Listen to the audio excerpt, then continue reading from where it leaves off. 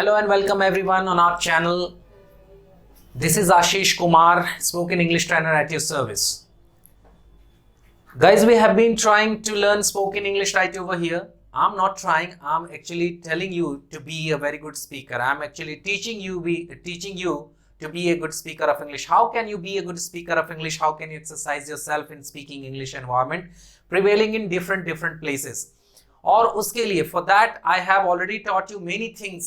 मैंने आपको बहुत सारी चीजें बता दी हैं, सिखा दी हैं. If you are a newcomer to our channel, please do visit all the other videos available in our channel. हमारे चैनल में मौजूद और भी वीडियोस को देखें. You will get to know many things related to spoken English. आपको spoken English से रिलेटेड बहुत सारी चीजें मिल जाएंगी.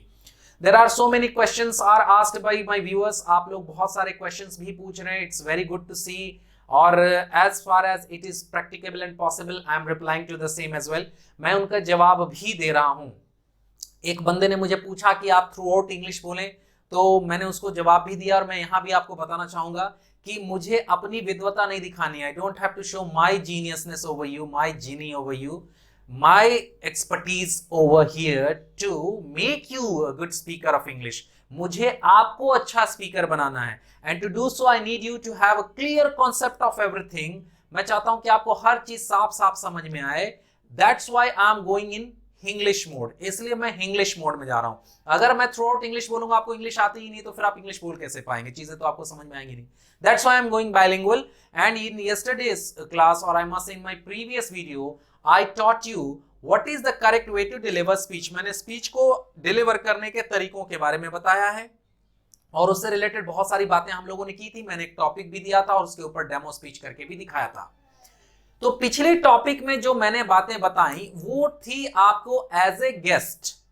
मतलब मान लीजिए कि आप जो है किसी मंच में, किसी सभा पर मौजूद हैं, किसी सभा में मौजूद हैं, मंच पर मौजूद हैं, और आपको एज ए गेस्ट कोई बुला रहा है. तो आप आए, भाषण दिया, चले गए.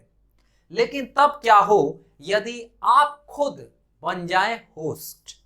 होस्ट का मतलब होता है मंच संचालक, एंकर, अतिथि सेवक. अगर आपको किसी और को बुलाना हो तो क्या करेंगे? गेस्ट के रूप में भाषण देना तो आपने सीख लिया, लेकिन होस्ट के रूप में अगर दूसरों को आमंत्रित करना होगा, मंच पे बैठे हुए लोगों को, स्पेशल डिग्निटरीज वगैरह को बुलाना होगा, गेस्ट वगैरह को बुलाना होगा, तो आप कैसे बुलाएंगे? तरीके बहुत सारे हैं. एक आध दो चार तरीका आज हम लोग सीखते हैं.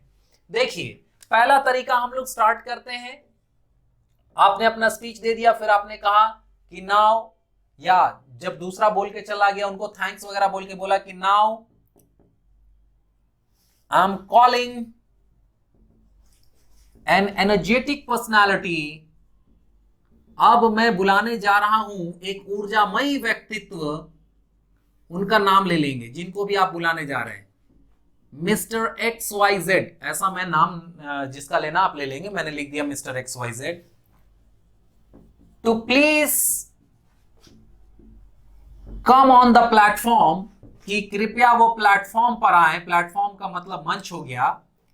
एंड शेयर योर व्यूज, और अपने विचार रखें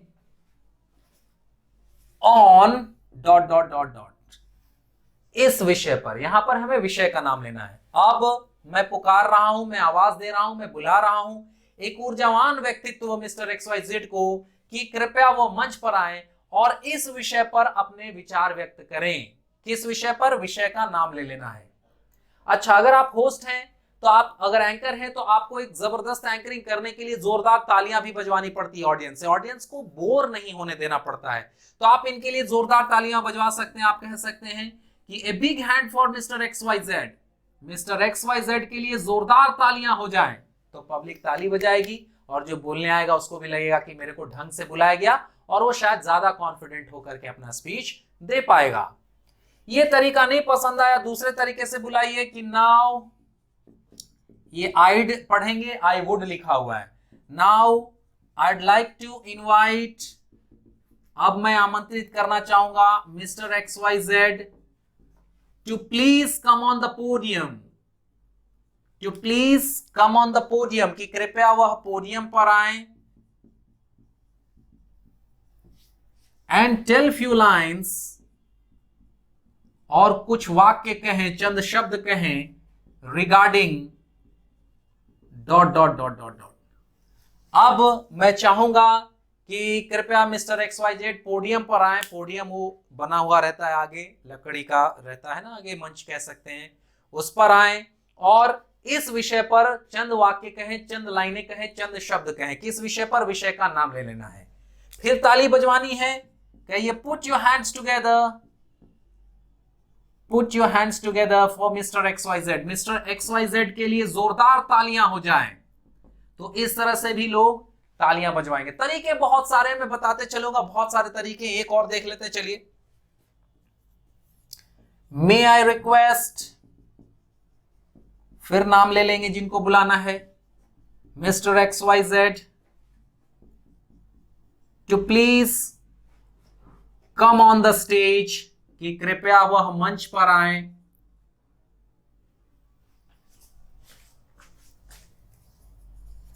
एंड थ्रो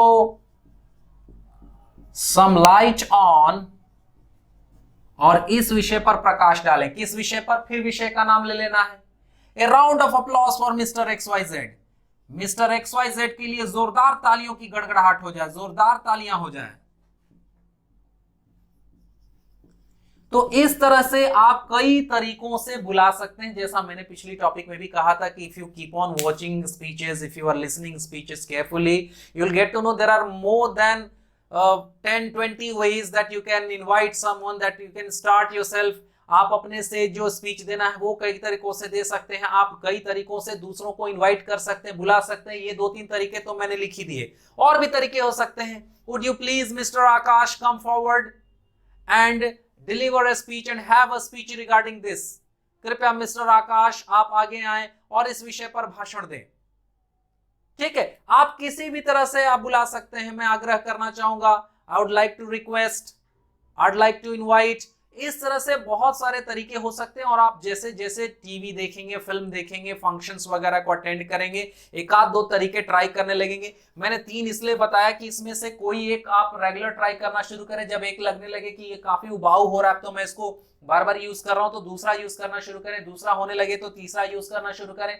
और इस तरह से आप देखेंगे कि 2-3 तरीके जब आपको आ जाएंगे तो ऑटोमेटिक 3-4 तरीके इधर उधर से सुन करके भी आपके दिमाग में आने लगेंगे, और उस हिसाब से आपको 100% कॉन्फिडेंस आ जाएगा नए तरीके से स्पीच को शुरू करने का।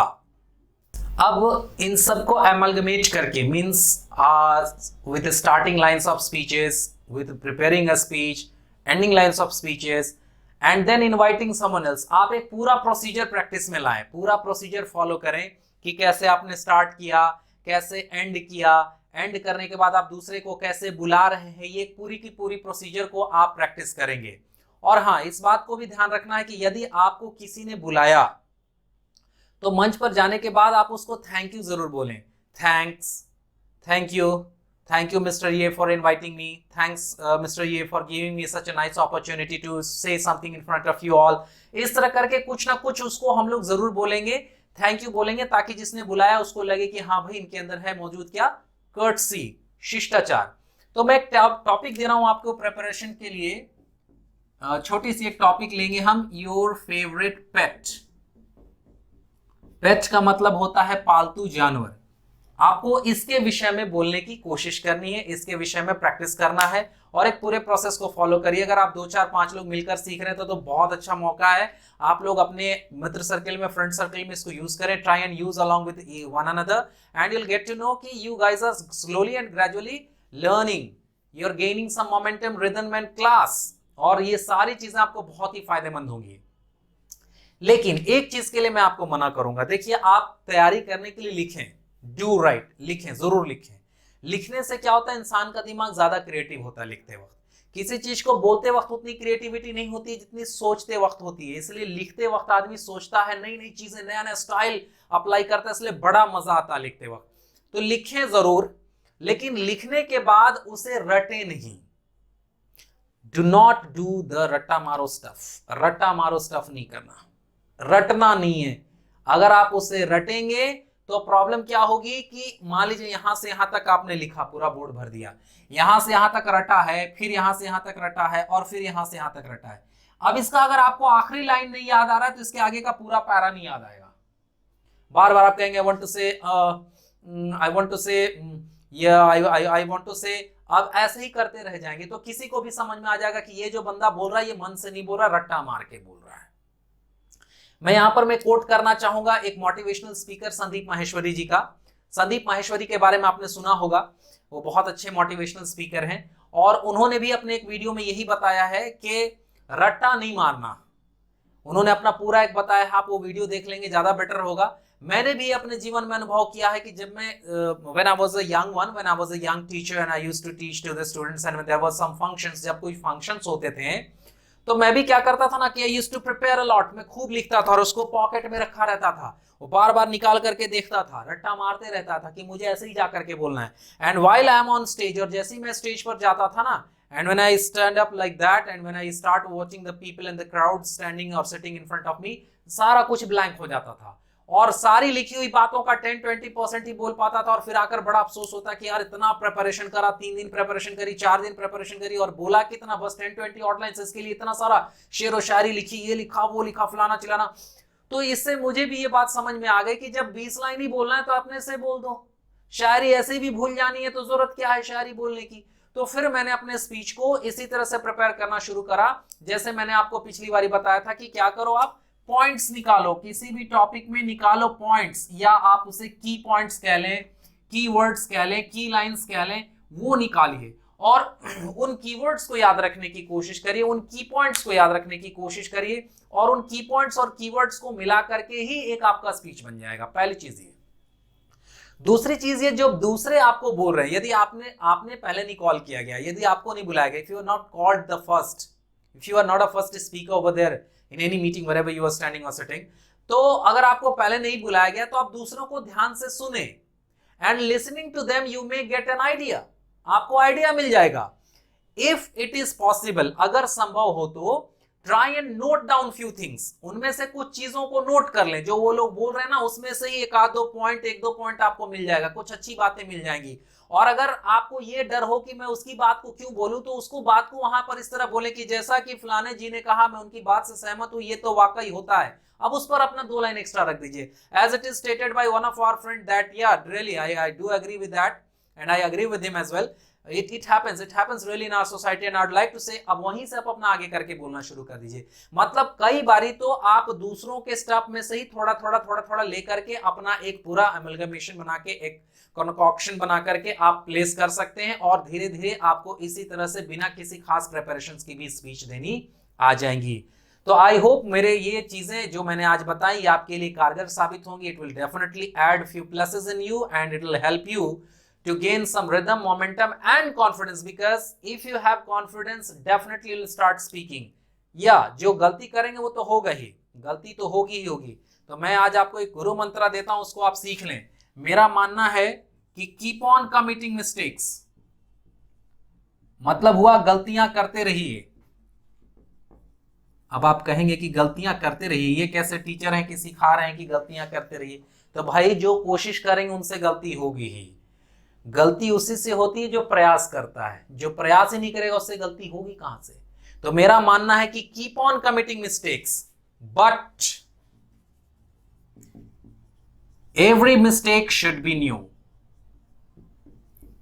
Every mistake should be new. देखो भाई ये मेरा अपना है, इसको आप लोग चोरी नहीं कर लेना, this is my own thought. मेरा मानना है कि गलतियां करते रहिए लेकिन हर बार गलती नहीं होनी चाहिए। अगर आप नहीं जानते हो कि रोड पे जो सड़क पे लेफ्ट साइड से चलना है, आप राइट से चल रहे हैं, अचानक एक्सीडेंट हुआ, किसी ने आपको आकर बुरा भला बोला, आपने पूछा क्यों बोल रहे हो, तो उसने बोला तुमको पता नहीं है लेफ्ट साइड से चलना होता है, क्यों राइट साइड से चल रहे थे? तो वो गलती हुई क्योंकि वो अनजाने में की गई। लेकिन आपको पता है कि लेफ्ट से चलना है, आप जानबूझ करके राइट से चल रहे हो, तो फिर वो कहलाता है क्राइम, वो गलती नहीं हुई, वो तो अपराध हो गया। तो अपराध नहीं करना, गलती करनी है। इसलिए मैंने कहा कि every mistake should be new, हर गलती नहीं होनी चाहिए। आपको मैंने, मान लीजिए आपने स्पोकन इंग्लिश शुरू किया, इंग्लिश में स्पीच देनी शुरू की और कोई ये गलती कर रहे हैं, ठीक है, आम गोना के जगह आई गोना टू बोल रहे हैं या आम गोना टू बोल रहे हैं, जबकि गोइंग टू का ही शॉर्ट एंड फॉर्म होता है गोना। मेरे जैसे किसी ने एक्सपर्ट ने आपको वो सुधार दिया कि देखो भाई गोना टू नहीं होता, गोइंग टू का ही शॉर्ट फॉर्म होता है गोना। तो अब आपको समझ में आ गया, तो अब दोबारा गोना टू मत बोलिए, क्योंकि अब आप जब गोना टू बोल रहे हैं तो आप जानबूझ करके बोल रहे हैं या कैजुअली बोल रहे हैं, आप उस पर ध्यान नहीं दे रहे, जबकि आपको जानकारी उसके बारे में ऑलरेडी है। तो यहां पर ये गलती नहीं हुई, it's not a mistake, it's a crime and you are a criminal. So do not act like a criminal, just do make mistakes, because mistakes can be rectified, errors can be rectified. So errors are welcomed, crimes are not. Errors का स्वागत है, मैं आपसे बोलता रहता हूं, जो भी एरर्स आते हैं आप मुझसे पूछें, इफ इट इज पॉसिबल मैं जहां तक हो सकेगा आपको सोल्यूशन दूंगा, कोशिश करूंगा कि आपको वहां बैठे बैठे बताऊं। अच्छा, मुझसे कुछ बच्चों ने ये भी कहा, कुछ स्टूडेंट्स ने ये भी कहा है कि आप सिखाने वाले वीडियो तो डाल रहे लेकिन परफॉर्मेंस के वीडियो नहीं डाल रहे। तो मैं आपको बता दूं कि ये जो वीडियो मैं अभी शूट कर रहा हूं, it's being shot in lockdown period. ये लॉकडाउन पीरियड में शूट किया जा रहा है, इसलिए मेरे लिए पॉसिबल नहीं है कि मैं क्लासरूम का या स्टूडेंट्स का या परफॉर्मेंस का वीडियो अभी आपके बीच में डालूं। लेकिन जब भी whenever the lockdown is over, जब भी लॉकडाउन खत्म होगा, I will try and post the videos related to every stuff, और वो मैं प्रेजेंटेशन या डेमो ऑफ ये करके बच्चों के जो वीडियोस होंगे वो मैं शेयर करने की कोशिश करूंगा, रियल टाइम क्लासरूम की वीडियो शेयर करने की कोशिश करूंगा, ताकि आपको एक फुल फ्लेजेड आइडियाज हो जाए। तो मुझसे जितना हो सकेगा मैं आपके लिए करूंगा, आप भी अपने लिए जितना हो सके करें, because it's up to definitely you that whether you want to learn और not. No matter how long you watch my videos, no matter how long you watch others videos, the only matter is, are you really willing to speak in English? If the answer is yes, do start practicing, because practice makes a man perfect. This is the only thing that can fetch you confidence and that can make you a good speaker of English. Keep trying, guys, and meet you in next video. Thanks for watching. Keep on watching our videos, and if you have liked our videos, if you are liking our videos, please do subscribe our channel if you are new on to, and if you have already liked our videos, go on liking and sharing so that we can feel appreciated. Thanks for watching. Meet you in next session.